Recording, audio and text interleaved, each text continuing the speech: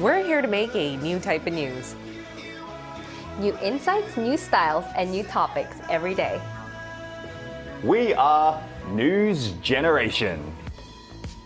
Making news just for you. It's October 10th here in Seoul. I'm Shin-Yoon, and you're watching News Generation, where we discuss the latest issues concerning our generation. Joining me in the studio is Nao Sung. Good morning. And Walter Lee. Lovely to be here. Happy Tuesday, guys, and both are here to speak on behalf of people in their 20s and 30s and share their own insights. Let's start with our news feed, which covers different hashtags and news items that have been trending on social media over the past 24 hours. Today is World Mental Health Day. Contrary to what this day is trying to promote, the number of psychiatrists in South Korea is less than half the amount other OECD member countries have on average. As of 2020, there was only 0.08 psychiatrists per 1,000 people. Mexico, Colombia, and Turkey were the only countries with fewer psychiatrists than in Korea. Demands for better mental health infrastructure are on the rise, though, as we're seeing 1 million depression patients each year. Moving on to our next story. 2 months after a firestorm killed at least 98 people, the West Maui region of Hawaii said it's now ready to welcome back tourists. Officials on Sunday said Hawaii has decided to lift the guidance that discouraged tourists from traveling to Maui and instead take a phased approach to reopening hotels and resorts to visitors. The order has received some backlash, though, as there are still thousands of displaced residents requiring shelter and trauma treatment. Over the weekend, we've seen at least 1,000 Israelis and Palestinians die in conflict in the region, along with many who expressed their concerns online. Reality TV star and makeup mogul Kylie Jenner did so as well. She briefly posted an Instagram story showing an image of an Israeli flag, accompanied by the text, "Now and always we stand with the people of Israel." Among her army of some 400 million followers, some supporting Palestine and the Hamas group criticized Jenner for only expressing support for Israel.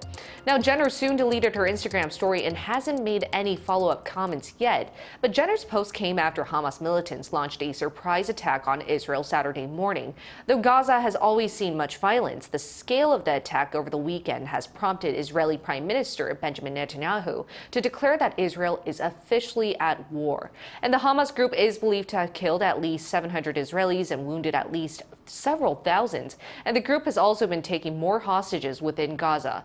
Israel has retaliated with its own airstrikes that Palestinian officials said as of Sunday killed over 400 people. And we must admit the Israel-Hamas conflict is politically sensitive, which explains why Jenner, a leading influencer on social media, received so much scorn for her message of support only for Israel. So where do you stand on this issue, Walter? What did you think about Jenner? Well, to be honest with you, I think this is absolutely stupid that we are concentrating on a Kardashian or a Jenner, because it's not the first or last time that a Jenner or Kardashian will be heavily criticized through social media, and it shouldn't be about her at all. There is a term I learned recently called grief hacking, and that's when influencers, celebrities, as well as normal people upload posts on social media about sort of tragic situations or occurrences that happen all over the world that actually may not fully support it or even understand it, but what they're doing is trying to, I guess, gain clout from this whole entire situation. Now, I'm going to give her the benefit of the doubt and say she did have a good mind behind it, but you have to understand, as a person who has a 400 million following on your Instagram or other social media platforms, that you shouldn't really post political posts, because at the end of the day, it's usually a 50-50. You're going to have a lot of people against it and a lot of people for it, but it's going to cause controversy whatsoever. It's definitely a tricky issue because there is the sense of freedom of expression. You are entitled to having your own opinion and saying it online, but the matter of degree as to how much you can influence, given that you have 400 million followers, I think that was one of the angles that this story actually highlighted. But in regards to the militant conflict itself, we're seeing so many people die in just a course of a few days, right? And the Israel-Hamas military, the conflict is fueling more than ever. And what are your thoughts on this? Yeah, I mean, it's absolutely devastating to see yet another war break out this year. And but this tension between the two nations has been going on for such a long time that it was almost expected that this would happen at one point. And my heart sincerely goes out to all the people who has lost their loved ones. And it's just tragic that the people who are going to be at the forefront and making sacrifices will be people of our generation, the young people fighting in the war. And I'm also concerned about the economic as well as diplomatic strains this will cause amongst many nations nearby. We're already seeing gasoline prices worldwide soar up by like 4% as of yesterday. So we're seeing a lot of economic and security threats being affected to neighboring countries. And that was our news feed for this Tuesday. Let's now head into our main discussion topic of the day. October 10th is Pregnant Women's Day here in Korea. And the reason why we set aside October 10th just for those that are pregnant is because in Korea, pregnancy is considered to last 10 months. Also, the digits 1010 look like a pregnant woman with a full baby bump. So today we're going to be raising more awareness on what it's being done for pregnant women in Korea and what still needs more work to boost birth rates. Back in 2006, the Health Ministry designated October 10th as a day to celebrate and better raise awareness of the needs and demands of pregnant women in Korea. Much has changed since then. We're seeing more companies become open and flexible to maternity leave and actually enable women to come back to the workplace after they give birth. The government has also been distributing more financial subsidies to new parents. Nonetheless, South Korea's birth rate has been dropping year after year. Over the last 6 decades, South Korea has witnessed the most rapid fertility decline in human history. Back in 1960, the country's fertility rate stood at 6 children per woman. As of last year, that figure was 0.78. This made South Korea the only country in the world to have a fertility rate of less than 1 child per woman. And that's originally what October 10th is about, to encourage more people to have kids and raise awareness on what more needs to be done for pregnant women. But Walter, why don't you tell us a bit more about this day? Yes, so with South Korea having the lowest fertility rate amongst all the OECD countries, this is, ever so more important. And it's actually interesting as well that Mental Health Day is also on this day. Yeah. 2 very important subjects, especially in South Korea. Now, Pregnant Women's Day is where we as a society acknowledge and improve the awareness of South Korea's future population. Established under the Mother and Child Care Health Act, and it's held, as we said, every October 10th, the 10th of the 10th, every year, which actually carries also another symbolic message, which is fertility and harvest. Now, as a person who has been with a pregnant woman, I understand it is a massive sacrifice for the greater good. And so on this day, we are taking extra care of those who are currently carrying babies in their bellies. Right, and for our viewers who might be joining us for the first time, Walter is married and he has a baby. That's why I just didn't go with some pregnant woman around. Like, I don't just sit near pregnant women. Clarify, he's married and he has a child. I'm a nice person, but not that nice. But it seems not a lot of people are familiar with this day. Did you know that Pregnant Women's Day is October 10th annually? I actually really genuinely did not know until we started covering this topic. But according to research, 6 out of 10 people do not know about this day. And I don't think it's weird because I'm guessing it's a lot of younger people who don't know about this day. They're not interested in pregnancy or even marriage at this point.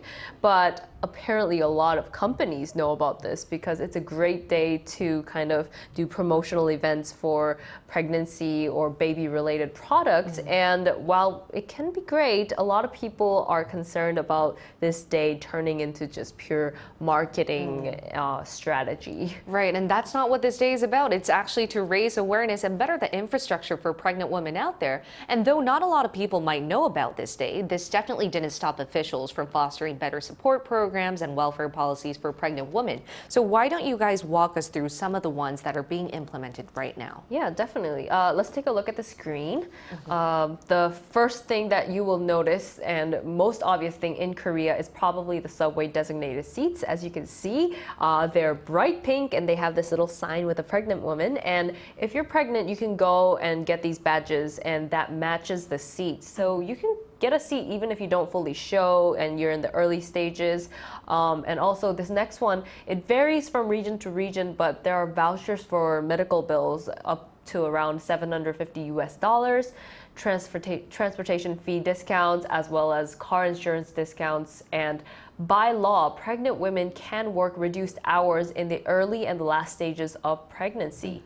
And of course, due to the low birth rate, the support for pregnant women are increasing. I see. Are there any other policies? Yeah, a good example would be that given the fact that society is changing and women are choosing to, develop more in their company or in their job or even their dreams, it's forced a lot of women to think about maybe delaying their pregnancy. And so therefore, the alternative for that is to freeze their eggs. Now, that's a very good idea for anyone who, wants to delay or wants to work on their career a little bit more. But the biggest problem at the moment was the fact that it costs around 5 million Korean won. Wow. So that's around just under $3,500 US to store them. Now, that's quite a lot of money. But luckily, the Seoul Metropolitan Government have been trying to help out by providing 2 million Korean won, which is around just under $1,500 US, to women who wish to freeze their eggs. So this is a great move in the right direction. Right, it is a good move in the right direction because Korea, the demographic crisis is for real. Like a lot of people are mentioning that we're having a dwindling population, low birth rates, while an aging population at the same time. So on the top of the agenda for officials is boosting birth rates. And that's why they're feeling so much effort for these different types of fertility projects out there. But as you both mentioned, there seems to be areas of improvement that we still need to tackle right now. Yeah, I mean, most of it is focused on the pregnancy itself, which is great. And I do think that Korea has some really good pregnancy support systems. But postpartum, childcare, and education, these are critical areas that we're lacking in, that people can't envision themselves giving birth and raising a child in this country. And so I do think that we need to make a lot of reinforcements in the postpartum and onward stages. I think that would encourage a lot more women to actually consider having a kid, because that's so important after having we need to think about, after giving birth, if they will live a happy life. Exactly. And Walter, it'd be great if you could also share with us whether your wife benefited from any of these policies from the government, because as we mentioned in the very beginning, you experienced firsthand what it's like having a pregnant wife and also having a child here in Korea. So could you tell us, what are some areas of improvement that you'd like to pinpoint? Well, the policies that my wife benefited from were actually what Niall mentioned, like the example, the pink badge that pregnant women have to use the pink seats. I have a bit of a different, view on that a bit later, but, vouchers for medical bills as well as car insurance discounts. This is great. My wife was also allowed to leave earlier, but given South Korea's work culture and deadlines needed to be met, it was actually very difficult for my wife to get off earlier. Now, I would like to see the companies also work their way into helping out more pregnant women, for women who are working. In regards to that, my wife did actually get more working from home time around the 8-month period, but I still think that companies do need to help out their workers. Maybe, example, not allowing them to take the subway or bus during a peak hour time, because that's obviously a very suffocating time for all of us, but more suffocating for a pregnant woman. Now, I understand that companies need to put in much more effort in order to encourage more people to have kids.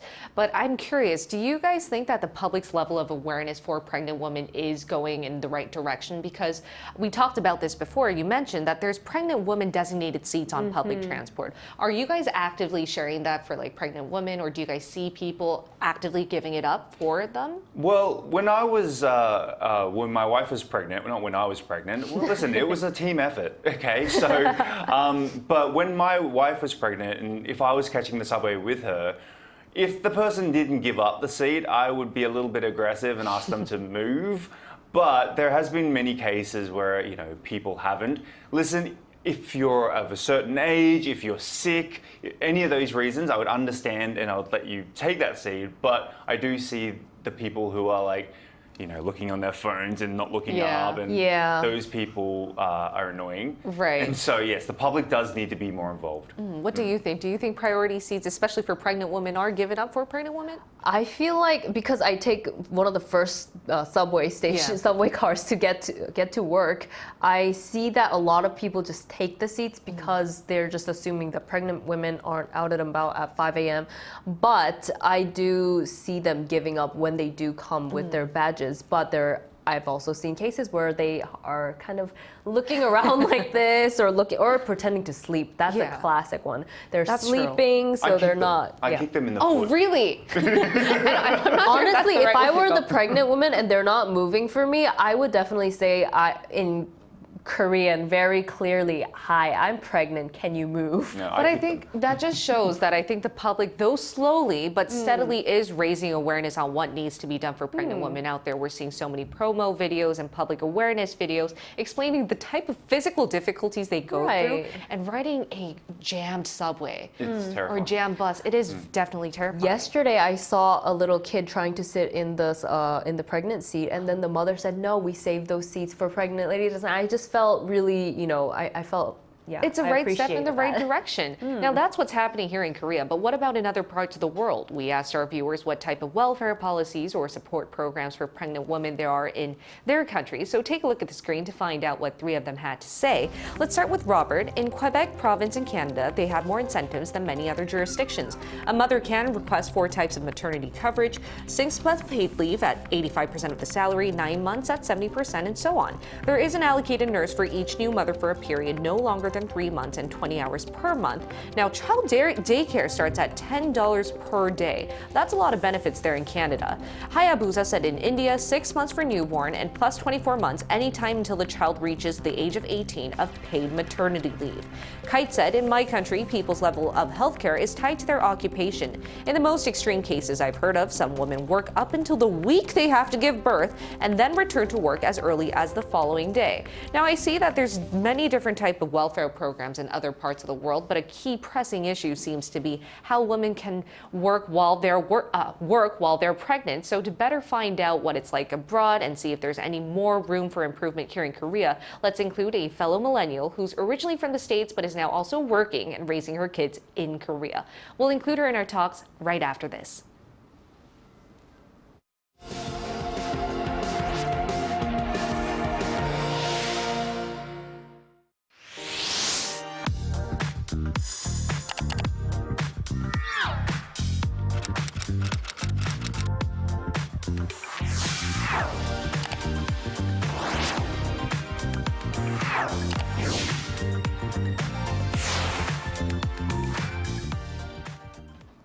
We're going to talk to Jem Kozak, a millennial mother of 2, originally from the States. Welcome, Jem. Hello, good morning. Great to have you back. Now, Jem, we have you on our show because we know that you're raising 2 beautiful kids here in Seoul. And when you were expecting, did you use any support programs or policies provided by the Korean government? Oh, yes, absolutely. And you guys were talking a lot about the badge. I actually brought the badge today Oh. as well. Yeah, it looks like this. It's a pink badge. It matches the seats. So definitely use this. And normally you get this badge when you apply at the local health center. They will also provide you with vitamins. So any kind of vitamins you need while you're pregnant, as well as issue you this kind of mother card, beautiful mother card, as they call it, which is loaded with money to kind of cover all of your medical expenses while you are pregnant. So this was really, really helpful. The amount on the card usually covers exactly the amount you need for your kind of doctor's visits. Yes. Oh, that's great. And compared to the States, what do you think the infrastructure or perception towards pregnant women is like in Korea? Oh, well, I definitely think Korea has a lot of helpful things. You know, the medical care here is so great. in the States, there's not a lot provided for pregnant women or right after they give birth, right? One of the big things is when you give birth in the US, you go home 2 days later. That's it. Good luck with your baby. Whereas in Korea, you know, you can often get government support and have someone help you. So this is really great. And also in comparison to the States, like what are some areas of improvement, maybe like work-related areas that the States could also implement and in terms of the policies for pregnant women? Well, as far as I know, you know, there is no standard for maternity leave. So a lot of people talk about this maternity leave as well as paternity leave for fathers as well, again and again. I think the maximum for most places is 6 weeks. So you give birth, you go home, you take care of your baby for 6 weeks, and most women are kind of expected to go back to work. You know, in South Korea, you can choose how long you can take off. Of course, it depends on the company, but in the US, there's really not a strict system for maternity leave. So that's definitely a huge area that needs improvement. I completely agree, and hopefully we'll see better efforts being made on that field. But until then, thank you so much, Jem. It was a pleasure hearing from you today. Thank you. Thank you. Yes, thank you so much. All right, and wrapping up today's discussion, any suggestions you guys have to make every day like Pregnant Women's Day? And what I mean by that is actually raising more awareness and building up a proper infrastructure and environment for people to actually want to have kids here in Korea. Right. I mean, I definitely think there needs to be more media coverage like this about healthy parenting, whether it be emotionally or educationally, just a lot more content about that. And definitely more about the welfare and postpartum childcare as we were talking about. But for people to be able to really envision what the lives of our children are going to be like and for it to be happy. I think that's very key. And maybe that's why we're having Mental Health Awareness Day and Pregnant Women's Day on the same day. Coincidental. What about you? I would have to say I'd like to see more public, participation. Yeah. Because yes, the government can help out, but also the fact that, as I mentioned earlier, the subway situation where some people don't give up their seat, it drove me crazy. And when I said I kicked people, I didn't mean hard. I just mean on the foot, just to make sure that they were aware I was there. I think next time maybe using your words would be better. Kicking just more effective in my opinion. But yes, more public participation. And, this comes back to teaching, even children, what we expect from pregnant women, because it is a very painful and uncomfortable experience as much as it is a beautiful thing. But women do need all the help they can, especially when they're heavily pregnant. So more public participation. More public participation. And we mentioned that companies need to be on board as well, as long as the government. So I don't think it's something that a single entity can do. It really requires a lot of collective action from all these different parts. Until then, though, we'll be here every day from 9:30 to 10 a.m. Korea time, bringing you more topics young people are talking about. Special thanks to Niall Song. Thank you. And Walter Lee. Lovely to be here. All right. And thank you everyone for watching. We'll see you tomorrow. We are News Generation.